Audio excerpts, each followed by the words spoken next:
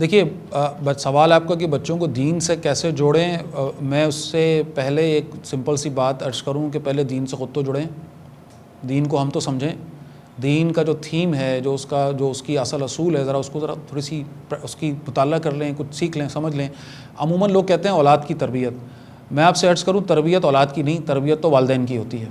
تربیت کس شے کے لیے ہوتی ہے؟ کسی کام کے لیے تیار کرنا ہے۔ والدین کی تربیت ضروری ہے کہ اولاد کو کیسے پالنا ہے۔ ہمارے یہاں مجبوری یہ ہے، مجبوری کہہ لیں یا بدقسمتی کہہ لیں یا محرومی کہہ لیں، ایک نوجوان کی شادی ہو رہی ہے، اس کو شوہر بننا ہے، کوئی بتانے والا نہیں ہے دین کی روشنی میں، قرآن کی روشنی میں کہ بھائی کرنا کیا ہے، شوہر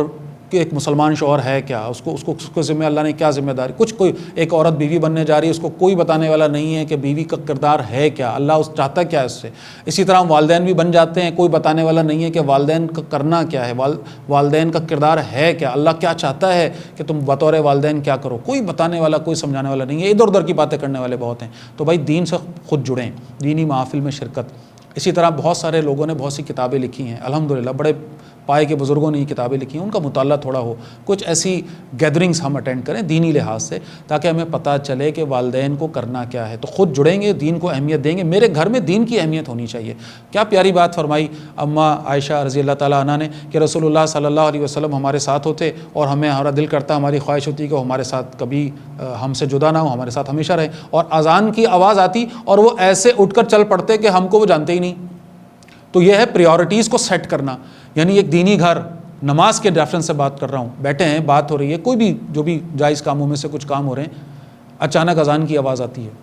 گویا قیامت آ گئی، بھونچال آ گیا، زلزلہ آ گیا، دیکھنے والا کہے بھائی ابھی تو بیٹھے تھے، ابھی تو بات چیت ہو رہی تھی، ہوا کیا؟ ایک دم دوڑ مچ گئی، ایک دم ہر آدمی اٹھ گیا، ہر آدمی بھاگ رہا ہے، کوئی وضو کرنے جا رہا ہے، کوئی جانماز اٹھا رہا ہے، چلو بیٹا اٹھو، چلو بیٹی اٹھو، چلو بھائی آ جاؤ، نماز کا وقت ہو گیا، کوئی بات دوسری نہیں ہے۔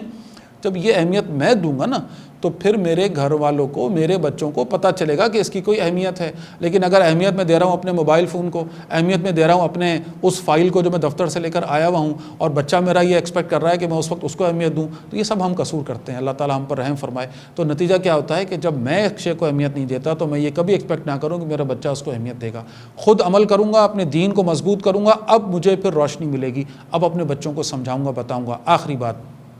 عموماً ہم بچوں کو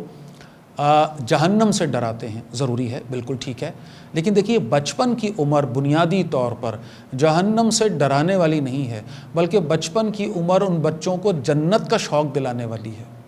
اور ہم بچوں کو ان کی مینٹالٹی کے حساب سے دیکھیں، میرا بچہ اگر رو رہا ہے کہ مجھے فلاں کھلونا چاہیے تو میں اس کو دوں یا نہ دوں یہ علیحدہ بحث ہے، لیکن میں اس کو یہ ضرور بتاؤں کہ بیٹا یہ کھلونا بلکہ اس کا بھی لیٹسٹ ایڈوانس بہترین ورژن تمہارے لیے اللہ تعالیٰ نے کل جنت میں رکھا ہے، شرط یہ کہ تم وہاں پہنچ جاؤ کسی طریقے سے۔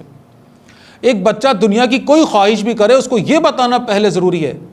کہ یہ جو تم بھی چاہ رہے ہو یہ جنت میں تمہیں ملے گا، اصل تو وہاں ہے۔ ابھی تمہیں لا بھی دوں گا تو بیٹا کتنے دن چلے گا، ابھی گرے گا، آج سے ٹوٹ جائے گا، ابھی سال ختم ہوں گے، بیکار ہو جائے گا۔ اصل تو بات یہ ہے کہ تم ادھر کی فکر کرو، کیونکہ وہاں والا جو کھلونا ہے وہ اللہ جو دے گا تمہیں، اس کی کیا ہی بات ہے، اس کی کیا خصوصیات ہیں، اس کی کیا خوبیاں ہیں، پہلے وہ اچھی طرح بتا دوں اس کو، تاکہ دل میں اس کے شوق پیدا ہو، وہ تڑپ پیدا ہو جنت کو پانے کی، جنت تک پہنچنے کی۔ تو یہ شوق، پھر اللہ کی محبت،